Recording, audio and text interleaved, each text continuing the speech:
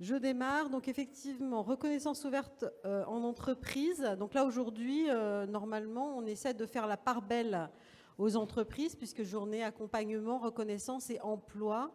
L'idée, c'est vraiment de se poser la question de quelle place les entreprises peuvent prendre dans cette reconnaissance ouverte. Donc mode ou changement de paradigme.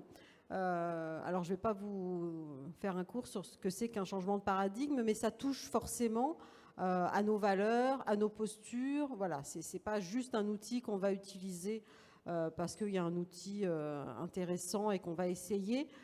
Logiquement, si on se dit que c'est un changement de paradigme, ça veut dire qu'on va avoir un impact sur nos pratiques habituelles, sur nos valeurs, sur les postures qu'on défend. Du coup, j'ai bien envie de donner la parole en premier à Isabelle Roquet, qui représente le MEDEF de la Manche, puisque voilà, si on dit que les entreprises sont à l'honneur, c'est normal qu'on donne la parole en premier. Et du coup, Isabelle, question. Comment tu vois cette idée de reconnaissance ouverte? Est-ce que véritablement pour toi c'est un changement en termes de posture que peuvent prendre les entreprises, parce que c'est encore un peu récent peut-être sur notre territoire pour qu'on puisse... mais voilà, est-ce qu'on imagine vraiment un changement de posture ou est-ce qu'on est plus sur quelque chose qui ne va pas forcément impacter les pratiques? Elle est sympa la question, vas-y.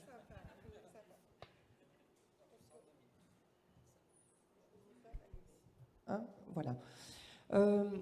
On a l'ambition du changement, donc parce qu'il faut en effet qu'on ait cet objectif.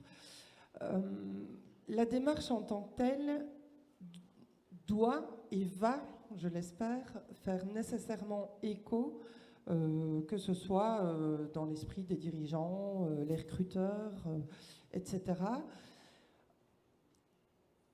Il manquait aujourd'hui, en tout cas de mon point de vue, il manquait ce moyen de reconnaissance, de compétences, où finalement les entreprises ne sont pas outillées pour reconnaître ces compétences. Et l'objectif commun du collectif, c'est de leur présenter sur un plateau. Vont-ils les prendre? Je l'espère évidemment, mais on aimerait vraiment que dans l'approche du candidat, dans ce relationnel humain-humain. Alors, c'est complexe, hein, les badges, il y a beaucoup de choses, etc. Mais l'objectif, c'est quand même, tant pour le porteur de badge que pour l'entreprise, de simplifier les choses en disant c'est quelque chose de qualitatif qui a été validé avec des preuves. Et donc, si la personne qui est face à vous a ce badge, eh bien, ce badge a une valeur et vous allez très vite pouvoir la reconnaître et considérer que vous pouvez déjà évacuer des craintes, des croyances, etc. Donc oui, on a l'ambition d'y arriver. Alors tu évoquais le collectif. Alors pour les personnes qui étaient là hier, ça a été un peu présenté par Nicolas, le collectif Manche Open Badge. Est-ce que tu peux nous expliquer en quelques mots comment... voilà, pourquoi au départ tu t'es investi dans ce collectif et qu'est-ce que ça a déjà transformé? Alors pour toi, puis peut-être aussi dans le collectif, il y a également la Réa Normandie, donc il y a la branche professionnelle de l'industrie agroalimentaire, donc un peu les représentants des entreprises. Voilà, qu'est-ce que tu penses que ça a fait bouger chez vous, le fait de participer à ce collectif avec des acteurs que vous connaissiez, hein, mais où il n'y avait peut-être pas encore eu vraiment de co-construction de quelque chose? Comme tu viens de le dire, Muriel, on parle de co-construction. Donc pour moi, le premier élément qui m'a poussé à m'investir dans cette démarche, c'est d'avoir toute cette richesse de l'ensemble des acteurs autour de la table. Parce que chacun est dans son monde. Alors, le monde économique n'est pas un gros mot, hein, mais comme le monde institutionnel non plus. Et donc, c'était important de se dire, bon, on a une volonté commune, que vous nous avez d'ailleurs présentée. Est-ce que vous souhaitez vous y inscrire? Oui, évidemment, de manière bénévole, investie et engagée, parce que nous avons ce projet commun d'y arriver, avec du challenge, qui est l'accompagnement, évidemment, des candidats bénéficiaires, etc. Et nous, un challenge tout aussi important d'emmener les entreprises. Donc c'est la première chose qui a été vraiment le moteur. La co-construction, on a eu des échanges pendant des heures sur de la sémantique, mais c'est juste extraordinaire parce que ce qui en ressort aujourd'hui est construit. Il faut le faire vivre en simplifiant au maximum. Et ça, c'est notre rôle à nous. C'est vraiment de le porter et d'y croire. Et en y croyant, on y arrivera. Voilà les deux éléments, en tout cas, essentiels sur cette démarche collective. Merci. Donc, voilà, je vous laisserai le temps des... On va faire un peu le tour de toutes les pratiques et puis on pourra revenir sur cette expérience avec des questions. Audrey Dmitrov représente le Conseil régional de Normandie et l'objectif de tous les conseils régionaux, c'est justement de favoriser ce lien entre des personnes en parcours de formation et d'insertion parfois et les entreprises. Voilà, vous êtes un petit peu... donc comment...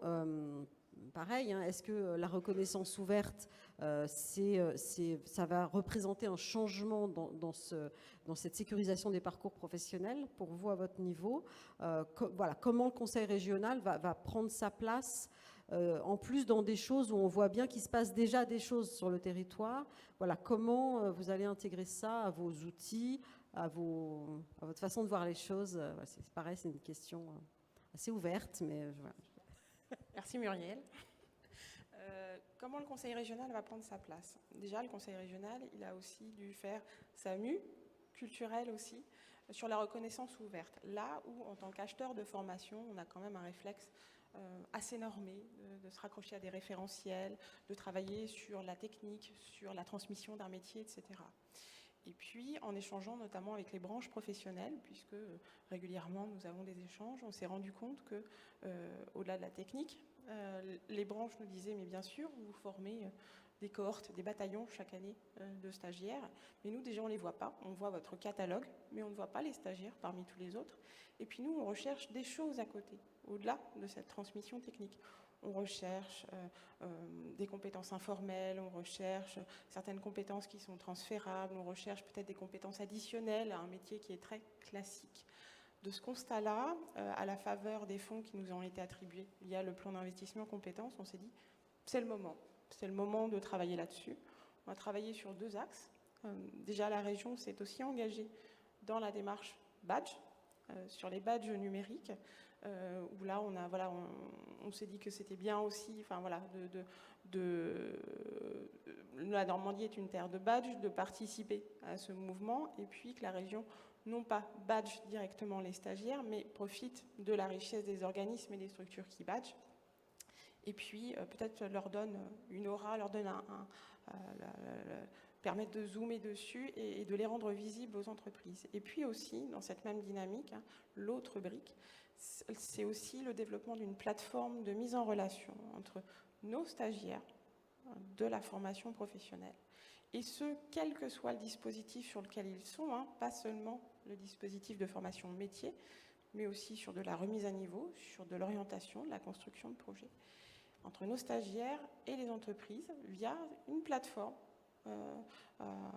qui se rapproche un peu des job boards à l'heure actuelle, hein, mais une plateforme qui permet de capitaliser les compétences des personnes et notamment de rendre visibles les badges et puis quelque part de traduire, de rendre intelligibles par gros pans les compétences. Au lieu, voilà, il y a une possibilité de rentrer par micro-compétences, mais il va aussi y avoir la possibilité de valoriser par gros blocs de compétences, typiquement communiquer, s'adapter, s'intégrer à une équipe, etc.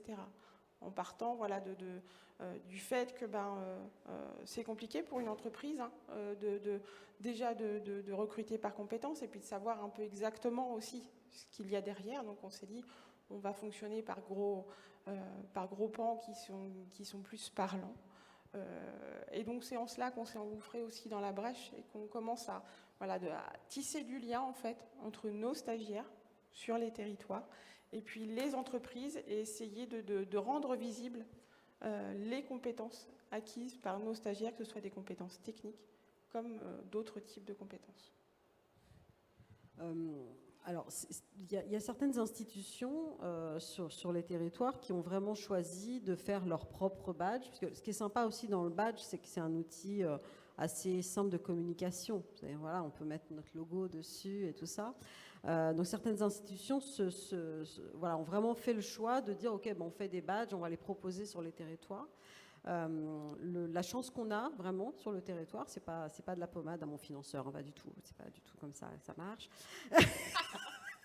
La chance qu'on a, c'est que c'est pas du tout l'option qui a été prise. C'est que vraiment l'idée, c'est de. Et par contre, c'est pas le plus facile quand même comme posture de se dire non, on va mettre notre logo quand même, mais on va partir de la richesse des territoires pour vraiment faire remonter les choses qui sont identifiées par les acteurs, par voilà, ceux dont on vient de parler, hein, à la fois les habitants, mais aussi les acteurs dans les structures, enfin, voilà, que ça fasse vraiment ce qu'on évoquait aussi hier, c'est-à-dire pas de partir d'un référentiel, mais de partir des expériences vécues, que ce soit des expériences de travail ou pas. Est-ce que ça a été une décision facile à prendre? Est-ce qu'il y a eu débat?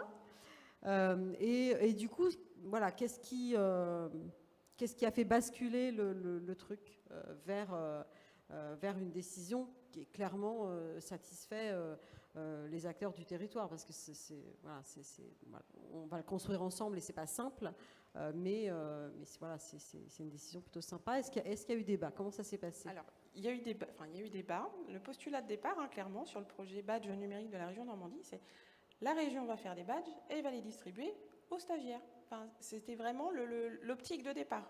Disons, on va faire des badges sur les compétences numériques, sur les compétences de base, sur les compétences informelles, etc. Et puis, il y a deux choses qui ont fait basculer ce projet.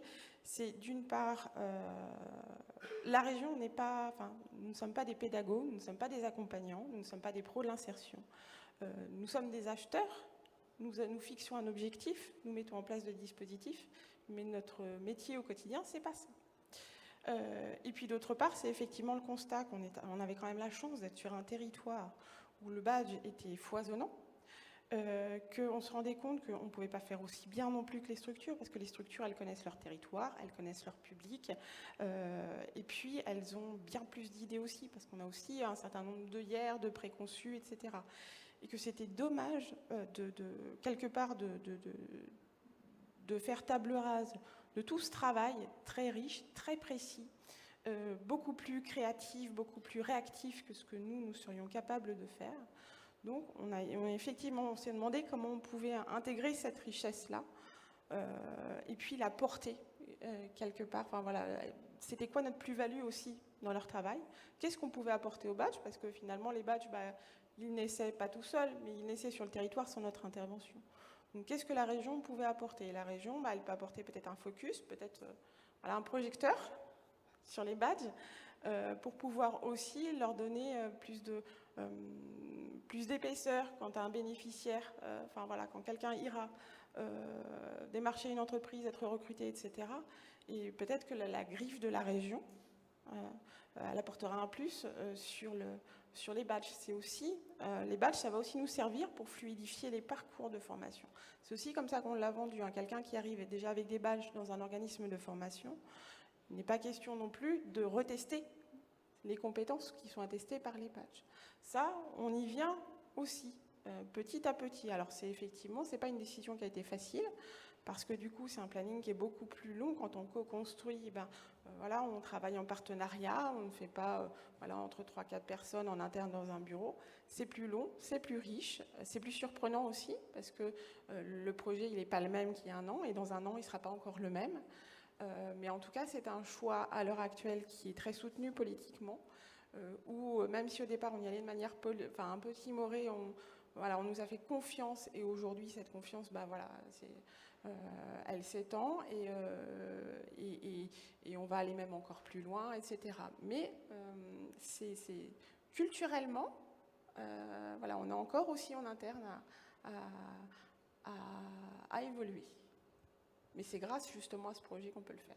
Tout à fait. Et puis on voit bien la logique. Enfin voilà, tous les acteurs et les institutions, les réseaux on arrive à les mettre dans la même logique, ce sera quand même cohérent pour les entreprises de retrouver la même logique du côté du conseil régional. Donc c'est hyper facilitant. Donc, voilà, oui, c'est une question de vocabulaire aussi. Enfin, on l'a bien vu lors de nos échanges. On a chacun un vocabulaire très différent. Alors, je ne relancerai pas le débat sur qu'est-ce qu'une compétence, les compétences informelles, les compétences transférables, les compétences, etc. Mais on parle chacun, enfin, on a l'impression de parler la même langue. Or là, voilà, le but des badges de la région, c'est de quelque part de faire une espèce de petite traduction assez rapide, pas très enfin, pas forcément très précise, mais voilà, de faciliter dans un sens comme dans l'autre. Super, merci. Alors, je vais passer la parole à Olivia Rotelli du Conseil départemental de la Manche. Alors, on a pu l'évoquer, bien entendu, le Conseil départemental a cette compétence insertion qui fait qu'il va y avoir accompagnement des bénéficiaires dans cette logique de reconnaissance ouverte à Saint-Lô et très certainement au-delà. Et Olivia Rotelli, par contre, il y a un autre projet, moi, qui me tenait à cœur et qu'on en parle, puisque là, ce qui est à l'honneur aujourd'hui, ce sont les entreprises. Et là, le conseil départemental a également pris la décision de badger l'effort d'insertion. Donc ça veut dire aller badger les donneurs d'ordre, qui sont d'autres institutions, donc c'est une autre façon d'essaimer. Et pourquoi pas, après, les entreprises. Alors voilà, tu vas forcément nous expliquer un petit peu peut-être ce qu'est une clause sociale, des choses comme ça, parce que tout le monde ne connaît peut-être pas ça, mais voilà, je trouve ça intéressant de faire le focus sur ce projet-là. Ok, donc le département de la Manche est engagé dans cette réflexion de la reconnaissance et on a démarré par le collectif Manche Open Badge. On a effectivement travaillé d'abord sur la notion de parcours, mais on avait plutôt un job ciblé sur le bénéficiaire. Pour vous donner des éléments un peu du contexte, donc au sein de la direction de l'insertion et de l'emploi, on a depuis 2015 une facilitatrice des clauses sociales. Une fois qu'on a dit ça, rares sont les gens qui comprennent ce qu'on fait. Donc dans la vraie vie, une facilitatrice des clauses sociales, en fait, elle va aller séduire des donneurs d'ordre pour aller faire de l'insertion. C'est-à-dire qu'on va vraiment utiliser le levier d'une politique d'achat ou de commande. Je suis une ville, je suis une communauté de communes, j'ai un projet pour construire un centre aquatique. Eh bien, nous, on va aller convaincre ce donneur d'ordre que créer un centre aquatique, là, bien sûr, il va créer un nouveau service, mais en plus, ça peut être une opportunité pour proposer un boulot à des gens qui habitent ici. Sur un temps court, hein, bien sûr, mais que ça reste une première opportunité. Donc ça, c'est le job d'une facilitatrice des clauses sociales, pardon. Donc depuis 2015, il existe ce professionnel au sein de la direction de l'insertion et de l'emploi. On n'a pas des gros volumes d'heures sur ce territoire. Et puis on avait commencé à peu près à 25 000 heures de clauses sociales pour cette année, ce qui est pas beaucoup dans un cadre national, et puis c'est beaucoup moins que ce qui peut se passer sur le territoire du Calvados, par exemple. Donc on n'est pas un gros facilitateur. Comme le job du facilitateur, il est aussi lié aux investissements. On est complètement pieds et poings liés aux investissements des donneurs d'ordre qui sont sur notre territoire. Aujourd'hui, nos donneurs d'ordre, c'est que des donneurs d'ordre publics. C'est une commune, c'est un EPCI, c'est une agglo. Et au bout de 5 ans, on faisait le bilan en se disant, voilà, chez les facilitateurs, tout le monde a un Graal, c'est la question du label. Ah ouais, alors ça, c'est un gros sujet au sein des réseaux des facilitateurs. Puis moi, c'était un truc qui me trottait quand même sérieusement dans la tête. Et puis on s'est dit, ouais, on veut faire un label de clause sociale. On va labelliser, enfin, c'est super, on va labelliser tous les donneurs d'ordre, puis les entreprises, parce qu'en fait, on a quand même des donneurs d'ordre super sympas, mais on voudrait quand même les garder. Donc on voit bien qu'il y a un truc autour de l'engagement, parce que si on les perd, on n'a plus de clause. Donc il y a un enjeu. Et puis, ceux qui sont déjà là, ils sont quand même sympas parce qu'ils nous font quand même confiance et grâce à eux, on fait des volumes d'heures. Ça, c'est bien. Et puis, on a aussi des entreprises. Et dans l'eau, même si au démarrage, certaines ronchonnent quand elles ont une clause dans un marché, finalement, à la fin, quand on se met à causer avec elles sont super contentes, elles vont même au-delà des heures qui leur sont imposées dans le marché. Et au fur et à mesure du temps, elles commencent à nous passer des coups de fil pour dire « Mais est-ce que vous ne pourriez pas me trouver un manœuvre ?» Ah bon, donc ça veut dire que ça se passe bien. Donc là, on se dit, bon, en fait, on va faire un label. Et puis, à ce moment-là, quand on réfléchit au label, on est déjà dans le collectif, Manche Open Badge. Et on se dit, ah ben non, ça ne va pas aller un label. Parce qu'en fait, si on fait un label, on va être encore dans la posture de donner des bons points. Et si on veut arrêter de donner des bons points à des bénéficiaires, genre, tu es le bon bénéficiaire qui rentre en structure de l'IAE, tu es le bon bénéficiaire qui fait ce que je lui dis, on ne peut pas recommencer, vous êtes le bon donneur d'ordre, vous êtes la bonne entreprise. Donc, comme on n'est pas habitué à cette gymnastique-là, moi c'était vraiment un truc que j'avais envie de partager avec vous, c'est-à-dire que nous, dans notre pratique, on est obligé de déconstruire sans arrêt parce qu'on a le parcours scolaire qu'on a eu avec des bons points. On a été formés pour être des bons travailleurs sociaux. Moi, je suis travailleur social de formation, à donner la bonne parole, à dire que ça, c'est bien. Et on est tout le temps là-dedans. Donc, je sais, Muriel ne va pas trop aimer ce que je vais dire, mais nous, on a besoin d'un conseil des sages. C'est-à-dire qu'on va régulièrement vers Eden, on va régulièrement vers Muriel en disant on est en train de travailler ça avec les donneurs d'ordre, avec les entreprises. Est-ce qu'on ne repart pas dans notre ancien schéma ? Est-ce que vous pouvez nous dire qu'on est toujours dans la reconnaissance ? Parce que très vite, on repart dans nos habitudes de pensée.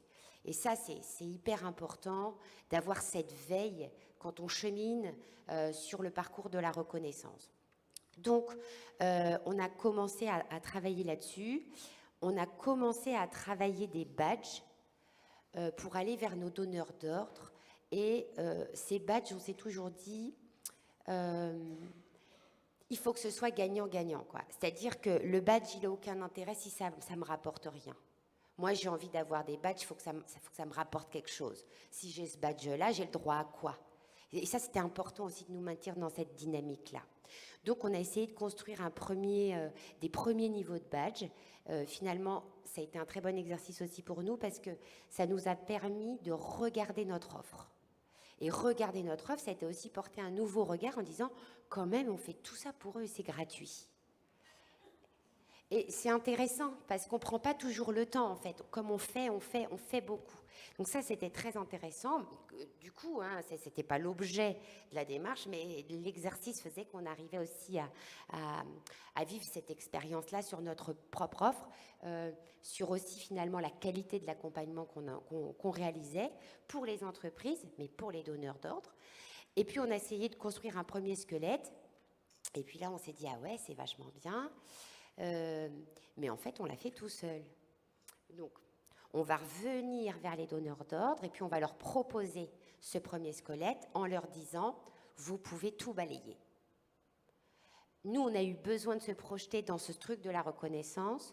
On a amené Eden et Muriel du CIBC avec nous en leur disant « bon, comme nous, on est quand même en classe préparatoire sur le badge, il faut que vous soyez là pour leur dire c'est quoi la reconnaissance et tout, parce que nous, les concepts, c'est en mouline, on est tout nouveau là-dedans.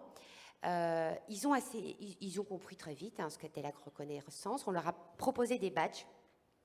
Voilà, c'est quoi le premier niveau du badge ? Vous êtes explorateur, c'est-à-dire que vous avez rencontré une facilitatrice d'éclos social, vous l'avez écoutée pendant 25 minutes, vous avez été plus ou moins sensible à sa démarche, vous n'avez pas signé encore. Donc là, vous êtes explorateur. Mais par contre, si vous signez la convention, là, vous êtes équipier. Donc là, par contre, vous avez des engagements, nous, on a des engagements.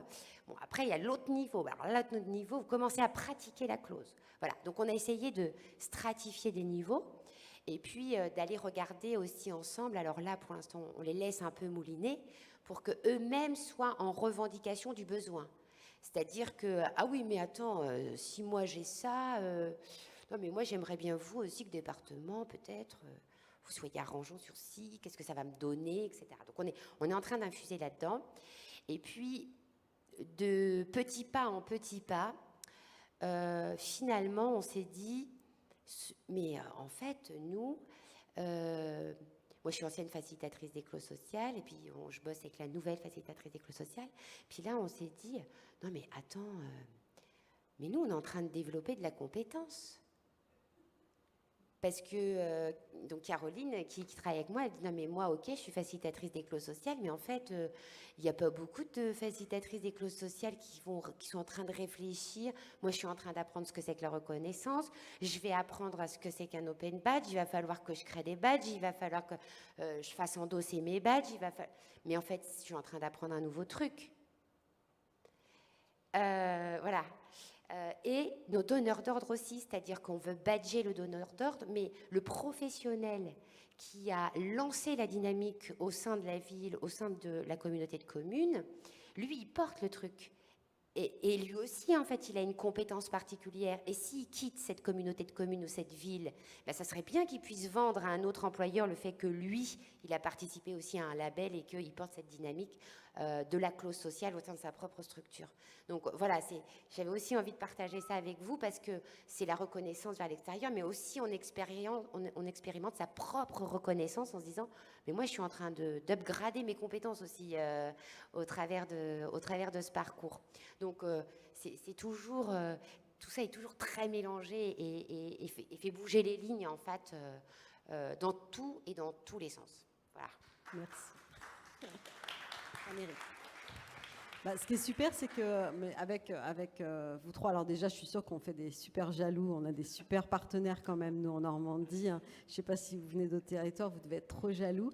Mais ce qui est sympa, c'est qu'on voit vraiment le processus de par où vous êtes passé et la construction. Et c'est vrai que, alors, c'est pas super vendeur hein, si on arrivait en disant, bon, par contre, on va bosser pendant 1 an avant de réussir. Nicolas, il dit souvent ça fait 1 an et demi qu'on bosse, on n'a toujours pas fait un badge.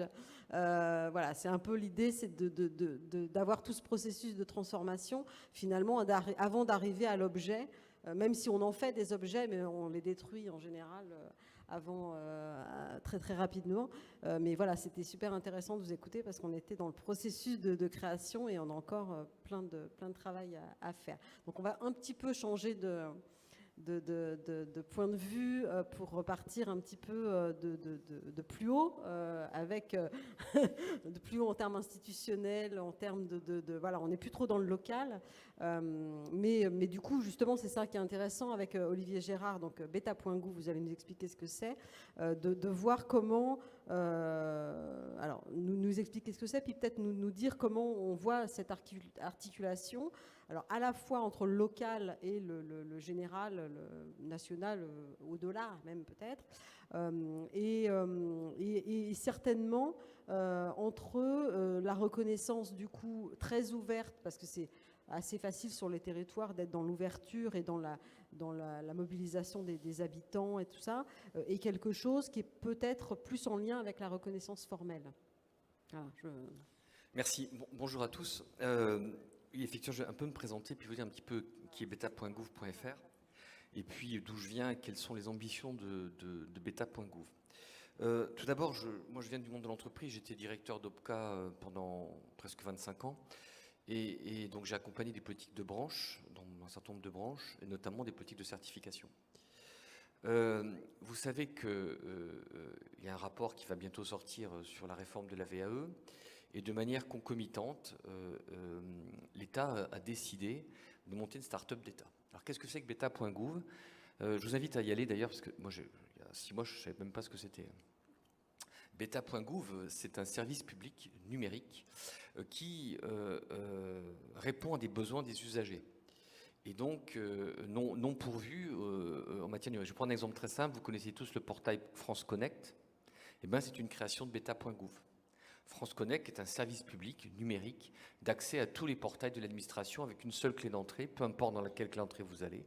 Eh bien, c'est un usage qui est donné aux usagers. Donc, c'est un service public qui est rattaché à la direction du numérique, interministériel numérique, au Premier ministre. Et donc, quand un fonctionnaire, quel qu'il soit, considère qu'il y a un usage numérique qu'on peut ouvrir pour répondre à des problématiques, eh bien, il y a un comité d'exploitation, de réflexion autour d'une équipe qui va porter ce qu'on appelle une start-up d'État. Et la start-up d'État, il y en a à peu près 120 en ce moment en France, et elles fonctionnent exactement comme des logiques de start-up, avec une phase d'incubation, une phase de réflexion, une phase de développement, avec des stop and go, des financeurs qui vont abonder qui vont abonder la création de l'entreprise, si ce n'est que le financeur, c'est l'État, et principalement, dans le cas présent dont je vais vous parler, c'est le PIC, mais c'est l'État qui finance le portail, enfin le projet de start-up. Alors, qu'est-ce que je fais dans ces start-up? Donc, chez beta.gouv.fr, je suis intrapreneur. Alors, intrapreneur, ça veut dire que je vais piloter pour le compte de l'État une start-up qui va s'appeler REVA. Vous allez voir tout de suite le lien, reconnaissance, validation. Et donc, cette start-up va être la locomotive de la réforme de la validation des acquis d'expérience. Alors, je reviens un petit peu sur l'histoire. Il y a, à la demande de Muriel Pénicaud, mais aussi du ministre de l'Éducation nationale, d'enseignement supérieur et, je l'oublie, éducation nationale et cohésion sociale, un rapport qui a été commandé par ces 4 ministres, à Yannick Soubien, que vous connaissez, je crois qu'il est normand, mais également David Rivoire et Claire Guéchat pour repenser la validation des acquis et en tout cas réformer profondément le système de VAE. Il y a eu, je crois, une quinzaine ou une vingtaine de rapports sur la VAE. Tout le monde en sort, tout le monde dit tout ce qui ne va pas, tout ce qui ne va pas bien, etc. Mais en fait, on a assez peu modifié structurellement la VAE en France. Parce que c'est un sujet compliqué qui touche aux certificateurs d'État, aux certificateurs des conventions collectives, à des tonnes de choses, aux classifications, politiques de rémunération des entreprises. En fait, quand on commence à ouvrir la boîte de Pandore de la VAE, on ne sait même pas comment en finir. La commande qui a été passée aux 3 rapporteurs, c'est de renverser la table. Ce n'est pas de faire une énième réforme qui va adapter encore une fois le système du VAE, c'est de regarder un autre paradigme. Alors je sais qu'un certain nombre d'entre vous ont été audités, je pense à Reconnaître, je pense à l'association des CIBC, et ce rapport devait sortir cette semaine, mais pas de bol, on n'a plus de ministre. Enfin, il y en a une sur les 4 qui est partie. Donc le rapport va sortir dans quelques semaines, dès que le cabinet sera constitué, dès que les ministères seront constitués. C'est vrai que ce n'est pas forcément le chantier ultra prioritaire de Madame Borne, surtout qu'il n'y connaît pas grand-chose, ce que j'ai compris sur le système de la reconnaissance et de la VAE, mais elle va apprendre très vite. Mais ce que je veux dire, c'est que voilà, le rapport Soubien, Rivoire, Guéchat va sortir au mois de septembre, mais ce rapport, il repose sur plusieurs postulats que je voudrais livrer avec vous. 3 postulats. Premièrement, nécessité de passer d'une démarche ponctuelle, qui est le système de validation des acquis, le système de sanctions, à une posture permanente en intégrant un système de reconnaissance. C'est clairement acté dans le rapport. Deuxième point important de ce rapport, il est de rendre visibles les compétences transverses, sociales et comportementales par un système de reconnaissance collectif et social, donc un système d'endossement. Troisième recommandation, de poursuivre la validation des acquis par la voie du système actuel, de formel, dans un système de VAE modernisé, et donc de repenser complètement le système de validation. Et enfin, la préconisation essentielle, vous allez boire du petit lait, c'est qu'on crée un vrai service public de la reconnaissance et de la validation. C'est acté comme ça, et c'était la commande de Muriel Pénicaud. Alors j'espère que ça va être la commande d'Elisabeth Borne. En tout cas, c'est l'émergence d'un service public de la reconnaissance et de la validation. REVA. Reconnaissance, validation. Alors,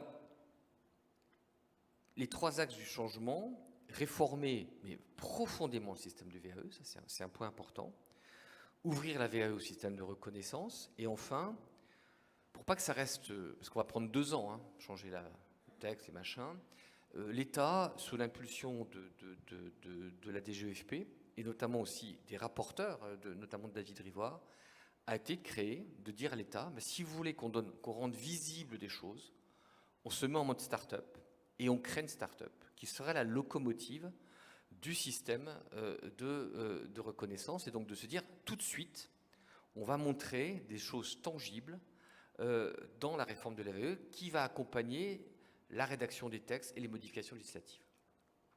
Et donc, cette start-up d'État va fonctionner comme une sorte de locomotive pour avancer dans le système.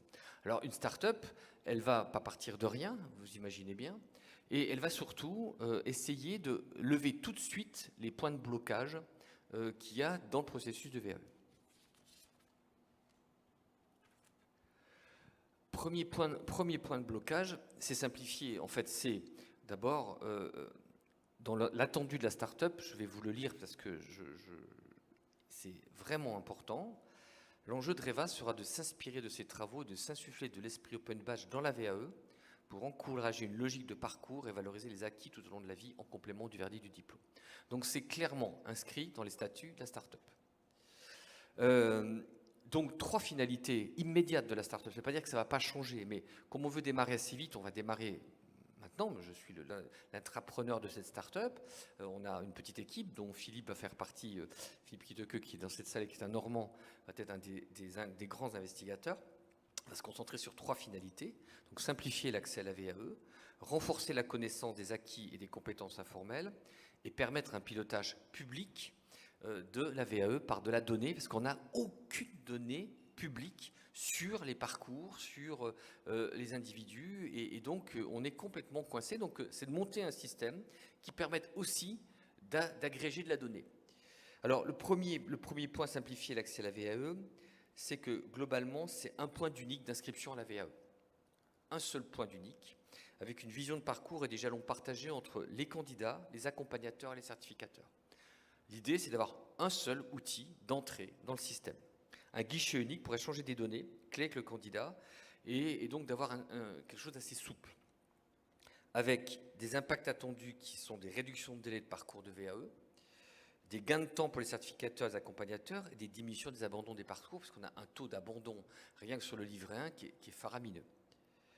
Deuxième ambition de la start-up, c'est d'élargir la reconnaissance des acquis des compétences. Et donc là, c'est dématérialiser un dossier de VAE afin de le rendre partageable à son réseau, à un employeur et à l'ensemble des acteurs. Et enfin, troisième ambition, de permettre un pilotage de la politique publique de la VAE, c'est-à-dire de faire la première brique du service public de la reconnaissance. Donc vous voyez, la start-up, elle va commencer à répondre à des problématiques de blocage. On va s'inspirer du travail d'ailleurs qu'a porté Pôle emploi avec Avril, qui était une start-up d'État portée par Pôle emploi pour les demandeurs d'emploi. Donc on ne part pas de zéro, on part des freins, de l'expérimentation qu'a porté Avril. Et en même temps, nous allons conduire la réforme législative. Ce qui veut dire que, deuxième casquette de ma mission, va être d'accompagner la DGEFP pour identifier tous les points de blocage, pour que tous les points de blocage qui seront nommés d'ailleurs dans le rapport Ivoire puissent être intégrés dans l'écriture de textes de loi. Voilà. Donc quelque chose de très opérationnel, de très immédiat, et en même temps du long terme, parce que là on prend une réforme d'à peu près 2 à 3 ans. L'idée aussi, c'est que on amarre ce service public, en tout cas cette start-up, à d'autres plateformes, et notamment celle du CPF, pour aller logique de financement derrière. Voilà en quelques mots les ambitions de REVA. REVA démarre maintenant. C'est ma première intervention publique. Voilà. C'est vrai, hein, vous êtes la première intervention publique. Officiellement, la start-up est créée, validée et démarre le 1er septembre. Voilà. Merci beaucoup. Alors effectivement, il y a de l'ambition, hein, clairement. Et en même temps, on voit bien que, donc là, on est sur de l'outillage et de la réflexion super intéressante, et on voit bien avec les intervenants précédents que ça correspond aussi à un changement de pratique sur les territoires. Si on a un outil et que les acteurs des territoires ne s'en emparent pas ou s'en emparent avec des principes d'action qui ne sont pas en phase avec ceux de la start-up et donc ceux de la reconnaissance ouverte. Voilà, il y a cette question-là quand même qui reste à explorer très certainement. Et du coup, je vais donner la parole à Chani Tex, donc secrétaire générale de la Fédération nationale des CIBC. Au sein des CIBC, nous on fait de la VAE, maintenant on fait de la reconnaissance ouverte. voilà, comment ça va impacter, voilà, en quoi ça te fait très certainement réagir cette start-up. Après Reva, ravi d'entendre ce que je viens d'entendre, parce qu'effectivement, ça reprend un certain nombre de contributions qu'on a pu publier sur nos réseaux sociaux, notamment dans le cadre du rapport qui est écrit. Juste peut-être pour resituer rapidement le réseau, alors je ne suis pas là pour faire la promotion, mais ça permet aussi de situer un petit peu quelle est notre position dans le paysage. Donc le réseau des CIBC, on travaille sur l'accompagnement des évolutions professionnelles. On est un réseau d'une 40aine de structures partout sur le territoire, c'est 250 lieux d'accueil et à peu près 700 salariés. Voilà, donc on travaille évidemment sur cette question de la VAE sur certains territoires de manière très présente, à travers des missions de conseil et d'orientation en amont des démarches, et puis dans certains cas en tant qu'accompagnateur méthodologique. Et effectivement, on a pu partager un certain nombre de constats et de difficultés par rapport à ce qui peut être porté sur la table sur la question de la VAE. Et évidemment, le premier, c'est aussi, je rejoins un petit peu, je rebondis sur ce que disait Olivia tout à l'heure, c'est de pouvoir traduire des compétences qu'on a pu acquérir dans le cadre d'un parcours. Et notre sujet d'entrée, il a été là, c'est de se dire, la VAE, c'est difficile parce que forcément, on essaie de se rapprocher d'un référentiel, d'une norme, de quelque chose, alors qu'il se passe plein d'autres choses autour. Et il y a plein d'autres acteurs aussi autour que l'accompagnateur, le certificateur, évidemment le candidat. Et on pense aussi aux employeurs et aux entreprises. Et donc l'idée, c'était comment est-ce qu'on peut rebâtir ce système et cette façon de penser. Évidemment, du coup, c'est d'inscrire la VAE dans le cadre d'un projet plus large, ce que tu as expliqué à l'instant, d'une logique de reconnaissance. Il existe une logique de parcours sans couture en formation. Pourquoi est-ce qu'on ne parlerait pas d'une logique de parcours sans couture en accompagnement et en reconnaissance des compétences ? Quand je suis un individu, j'ai envie de pouvoir faire valoir ou faire reconnaître mon expérience et mes acquis. Est-ce que ça passe uniquement et forcément par le cadre de la certification ou de quelque chose de formel ? Aujourd'hui, le système, et notamment la VAE, nous pousse à répondre oui. Donc, alors qu'il peut se passer plein d'autres choses ailleurs, plein d'autres choses à côté. Donc, l'idée, c'était effectivement de promouvoir la mise en place d'espaces relais, des compétences et de la reconnaissance sur les territoires, qu'on envisage, nous, du côté plutôt effectivement régional. Pourquoi ? Parce que ça nous semble important de pouvoir le territorialiser. Il y a les acteurs du territoire. C'est là où il y a beaucoup de politiques d'achat, de formation qui se passent. C'est là où l'articulation fine entre la formation formelle, la reconnaissance formelle et la reconnaissance informelle peut avoir lieu. Et donc, on pense qu'effectivement, l'idée, c'est d'avoir des espaces ressources sur lesquels peuvent se jouer ces dynamiques de reconnaissance. Alors ensuite, il y a une autre question aussi qui nous a beaucoup amené à revoir certaines choses, c'est quel rôle pour l'entreprise dans la démarche de la reconnaissance et de la VAE, puisque c'était la commande initiale, c'est de se dire qu'au final, pourquoi est-ce que les employeurs ne se saisissent pas plus non plus de la démarche de validation des acquis ? C'est tout simplement parce que quel est leur rôle, quelle place on leur donne, quel pouvoir ils ont dans ce dispositif. Bon, je ne vais pas parler à votre place, mais je pense qu'on peut partager un certain nombre de choses. Un salarié qui est dans une entreprise, son manager, a priori, est quand même le premier à savoir reconnaître la compétence acquise de son collaborateur, et donc a priori être le premier interlocuteur à pouvoir dire bah oui, j'ai peut-être mon mot à dire dans le processus. Du coup, ça réinterroge complètement les processus de reconnaissance, et donc formel. Alors avant, effectivement, peut-être on peut caresser l'espoir que des certificateurs formels puissent aussi revoir leur processus d'analyse des compétences et de preuve, les logiques de preuve, cette logique de preuve qu'on a dans le dossier de VAE.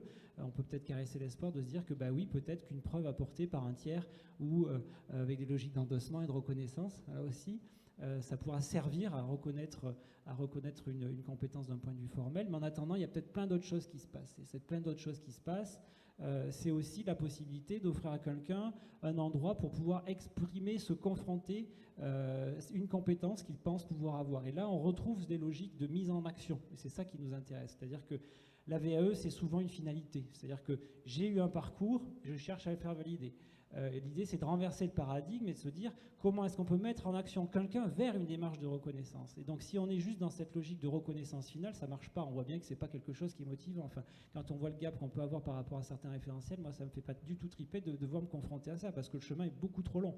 Alors que si derrière, je me dis, je pars de qui je suis, de ce que je peux faire dans mon territoire, s'il y a des acteurs, et là aussi, les espaces ressources peuvent jouer ce rôle-là, si on a des acteurs qui peuvent créer des espaces, et des entreprises peuvent être ces espaces-là, capacité à accueillir quelqu'un pour dire tiens, tu dis que, bah, écoute, viens, on va t'accueillir chez nous, on va te proposer une expérience, et parce qu'effectivement, ça répond aussi à une ambition de l'entreprise, on va essayer de se confronter, et à la fin, bah oui, effectivement, là, il s'est passé quelque chose, il y a un effet de réflexivité, on a pu aussi donner à la personne la capacité de s'interroger sur la manière avec laquelle elle a pu se confronter à cette situation, à cette action. Je pense aux AFEST, on en a parlé d'AVEST aussi à un moment donné dans notre travail. Les actions de vie en situation professionnelle ou situation de travail. C'est-à-dire, l'idée, c'est de valoriser et de faire valoir le vécu. Ce qui est important, c'est le moment de vie que la personne va vivre dans cette expérience.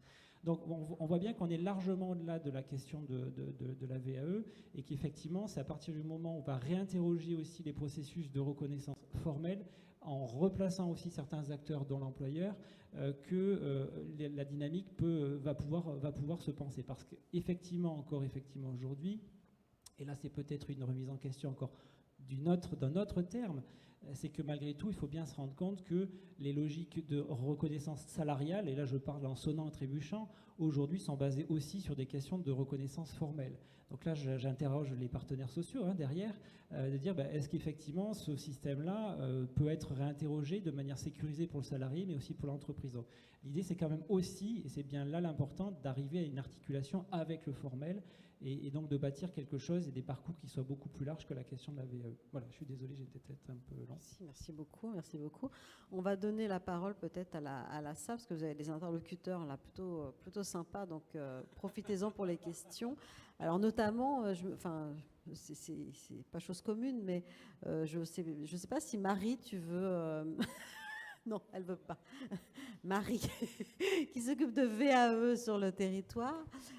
J'aurais bien aimé, forcément elle n'était pas prévenue de cette petite blagounette, j'aurais bien aimé avoir sa réaction, parce que ça impacte quand même les acteurs qui aujourd'hui sont sur le territoire, mangent de la VAE matin, midi et soir, et c'est un dispositif en général qui leur tient au corps. Et comment tout ce que tu as entendu là te fait... est-ce que ça te donne envie? Est-ce que... Je vais désigner les personnes qui doivent prendre la parole et poser des questions. Merci Muriel. Pas de quoi. Moi j'apprends un scoop. C'est vrai qu'on avait été auditionné par Yannick Soubien au début de sa mission. Donc on était très en attente effectivement des résultats, puisqu'il nous avait annoncé que c'était pour début juillet. Donc là j'ai bien intégré que c'est pour septembre. Alors concomitant à cette évaluation en Normandie, la région a aussi souhaité faire une évaluation de sa politique régionale de validation des acquis, tant sur le dispositif d'information conseil que sont les points relais conseil, parce que c'est vrai que jusqu'à présent en Normandie, il y a un réseau très identifié, professionnalisé de points relais conseil qui sont là pour aider les personnes dans le travail de mise en parallèle entre leur expérience, justement, tout ce dont on a parlé jusqu'à présent, et la certification, les certifications, parce que c'est vrai que c'est quelque chose d'assez complexe pour des personnes, et que ce travail de mise en relation s'apparente à un travail un peu de détecteur ou d'enquêteur pour trouver la bonne certification et pour que les personnes puissent se projeter dans d'une certification, donc un diplôme, puisqu'aujourd'hui quand même c'est vrai que la VAE est attachée au système de certification et que ça reste quand même une valeur sociale forte quand on est en recherche d'emploi. Alors aujourd'hui, ce que vous avez dit d'ouvrir sur... parce que bien sûr, le dispositif de VAE, il était déjà inscrit dans cette logique de reconnaissance et validation des acquis. Donc d'ouvrir et de plus travailler à ce lien-là, moi, alors là, j'allais dire en tant que citoyenne, je ne peux que y adhérer.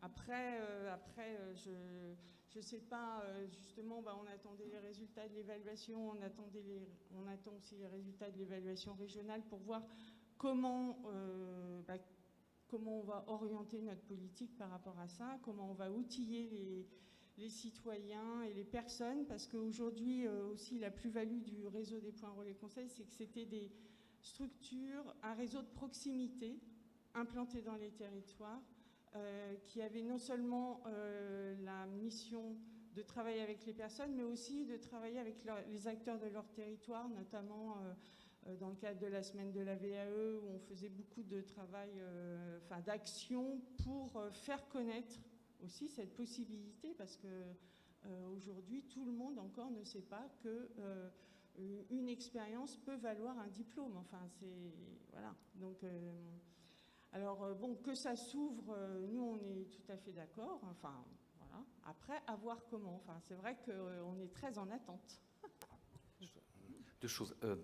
Ce que j'ai évoqué sur le rapport, d'abord, ce qui est intéressant dans le rapport Guécha, Rivoire, Soubien, et je te donne les trois, c'est qu'on a une vraie photographie pour la première fois, une vraie perception de là où sont les acteurs, là où sont les auditeurs, parce que Soubien vient de la région, Rivoire c'est un accompagnateur, et Guécha vient des branches.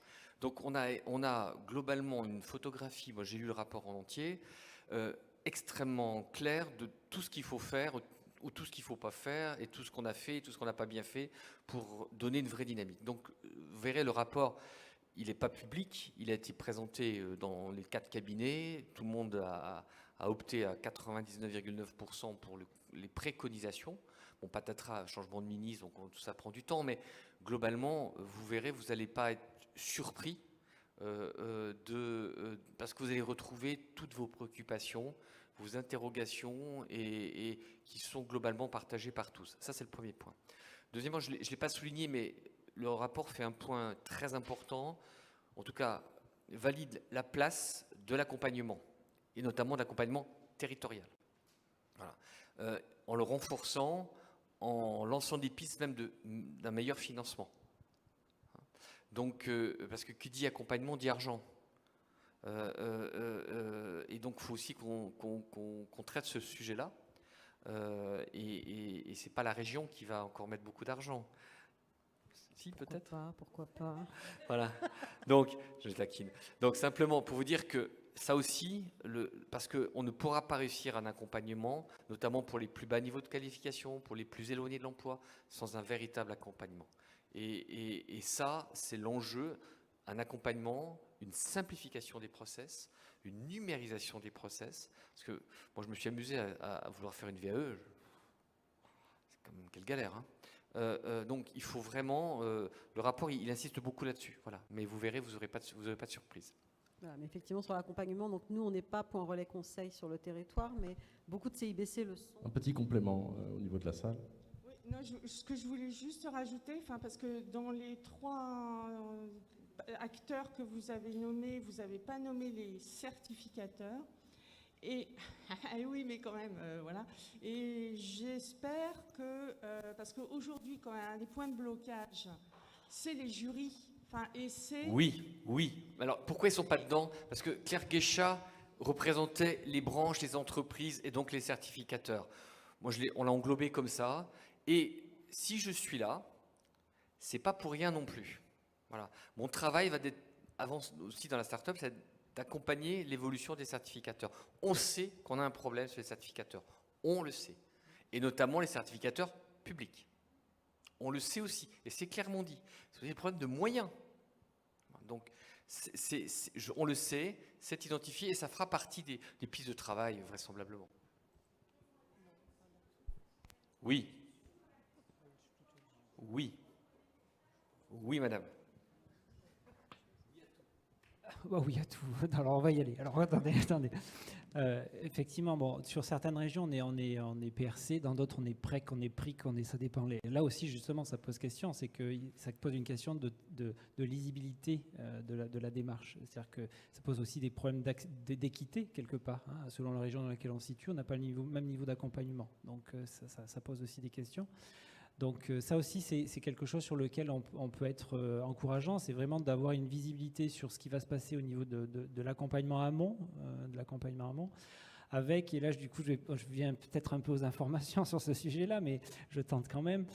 Quand on a été interrogé, on disait mais il y a deux grandes écoles. Il y a l'école qui consiste à dire il faut faire en sorte que l'accompagnement amont et l'information conseil soit confié aux certificateurs, première école, parce qu'ils connaissent leur certification, ils connaissent le fonctionnement des jurys, ils fonctionnent, etc. Bon. Et puis, deuxième fonctionnement, c'est on libéralise complètement et on laisse l'accompagnement amont à des opérateurs privés avec un financement CPF au même titre que l'accompagnement VAE et notamment la préfiguration qu'il y a dans le cadre de l'ordonnance du 2 avril sur le financement renforcé jusqu'à la fin de l'année qui embarque un package accompagnement méthodo, accompagnement en amont et le passage devant le jury. Nous, ce qu'on a proposé, c'était une troisième voie. C'était de dire, on ne peut pas garder on ne peut pas nécessairement laisser l'accompagnement conseil en amont aux certificateurs dans la mesure où se pose quand même une question de neutralité. Je m'excuse, hein, je ne jette pas la pierre, mais il y a quand même une question de neutralité qui se pose. Je ne veux pas être en fronde avec les certificateurs qui, par ailleurs, avec lesquels on peut travailler par ailleurs, mais il y a quand même ce sujet-là. Moi, je l'ai pratiqué quand j'étais directeur de CIBC dans ma région PACA. Il y a quelque chose de fond qui se pose.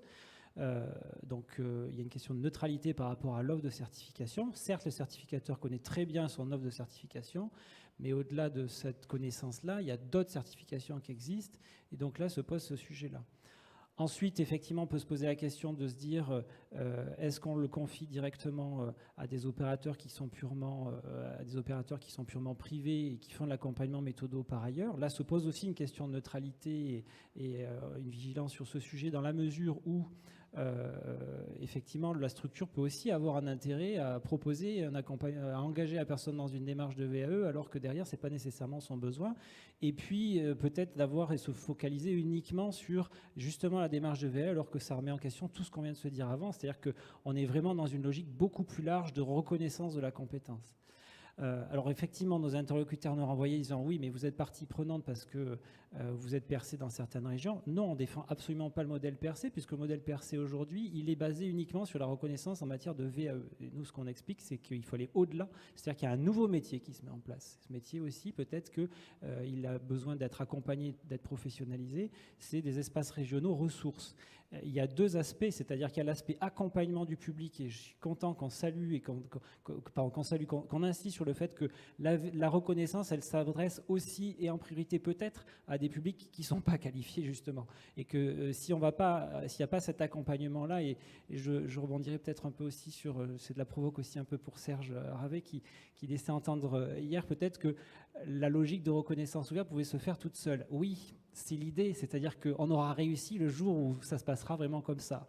C'est-à-dire qu'en attendant, il y a peut-être effectivement une logique de médiation à mettre en place et d'appui à mettre en place, et ça c'est vraiment important que ça se passe. Mais au-delà de l'accompagnement, et ça c'est l'expérience dans certaines régions, notamment en Nouvelle-Aquitaine, en Occitanie, où il se passe beaucoup de choses sur la VAE, il y a une logique de ressources, d'espace ressources, c'est-à-dire que l'accompagnateur, il n'est pas uniquement en relation avec le bénéficiaire. Il est là aussi pour transformer, c'est ce que tu disais tout à l'heure, pour transformer son environnement, pour créer des endroits, créer des dispositifs pour que la personne puisse aller se confronter, développer de nouvelles choses et justement s'embarquer dans une dynamique. Et puis, il y a aussi cette finalité qui est l'objectif suprême, c'est quelque part de pouvoir développer des réflexes de réflexivité. Voilà. L'objectif, et c'est là où on pourra conclure au fait qu'à terme, on sera plus utile pour les personnes parce qu'on aura développé ces réflexes. Et ça s'acquiert, ça demande du temps et ça ne peut pas se limiter à une prestation unique d'accompagnement. Alors, il y a d'accompagnement sur une prestation en one-shot. Dernier point, après je me tais, c'est la question de l'articulation avec les CEP, évidemment. On pourrait très bien se poser la question. On a des opérateurs CEP pour différents publics. Les opérateurs publics régionaux pour les salariés, pour les actifs occupés du privé ont été mis en place au 1er janvier selon le nouveau cahier des charges par France Compétences. Est-ce que ça relève du conseil en évolution professionnelle ? La réponse pour nous est non. C'est qu'à un moment donné, il y a un métier qui est spécifique. L'objet de travail sur lequel on travaille dans le cadre du CEP, c'est une chose. On travaille sur le projet, on travaille sur l'élaboration, la projection, on travaille sur les compétences à s'orienter, on travaille sur ces choses-là. On ne travaille pas nécessairement sur le niveau d'expertise qui est attendu sur la question de la reconnaissance. C'est deux métiers qui sont radicalement différents. Et j'insisterai aussi sur le fait que là aussi, il y a une question de neutralité qui se pose, c'est qu'on ne peut pas travailler à la fois sur le projet et on ne peut pas travailler à la fois sur la logique de reconnaissance. C'est-à-dire que l'accompagnateur, peut-être qu'il peut y avoir des biais, si c'est le même, alors que c'est deux objets qui sont vraiment distincts et vraiment différents. Donc voilà, on sera aussi attentif à la manière avec laquelle l'accompagnement derrière se mettra en place, parce que ça va conditionner beaucoup de choses. C'est-à-dire que le tuyau, selon d'où il vient, il n'arrosera pas le jardin de la même manière. Est-ce qu'il y a peut-être d'autres questions Nathalie. Oui, Gérard. Livret 1. Un dématérialisé, Oui. D'accord. Est-ce qu'il serait transmissible à l'externe alors et à l'entreprise en particulier? Ouvert. C'est ça l'intérêt du portail, entre guillemets. C'est qu'il soit effectivement partagé avec l'entreprise. Ou le salarié, enfin, en fait, par l'ensemble des acteurs. L'idée, c'est qu'on ait un livret 1 qui permette aux certificateurs, aux accompagnateurs, voire à l'entreprise, de pouvoir le compléter, l'aider à le compléter, dès que ce soit ouvert. On va voir comment on fait. En fait, celui qui veut avancer, enfin celui qui veut construire, on va essayer d'ouvrir les choses pour que chacun puisse contribuer à l'édifice, à la construction de l'édifice. L'objectif, c'est un système ouvert. Tout est open.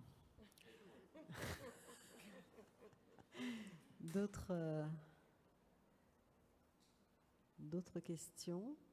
Non. On va passer... Non, c'est bon? Tu penses, Hélène? Écoutez, merci beaucoup. Enfin, en tout cas, nos interlocuteurs sont encore là, donc si vous avez envie d'en profiter, n'hésitez pas pendant les temps de pause. Et puis, ce qui est sympa, c'est que là, ça nous donne plein de... Enfin, il y a beaucoup de travail, là, sur tous les sujets qu'on a abordés. J'ai l'impression que tout est devant.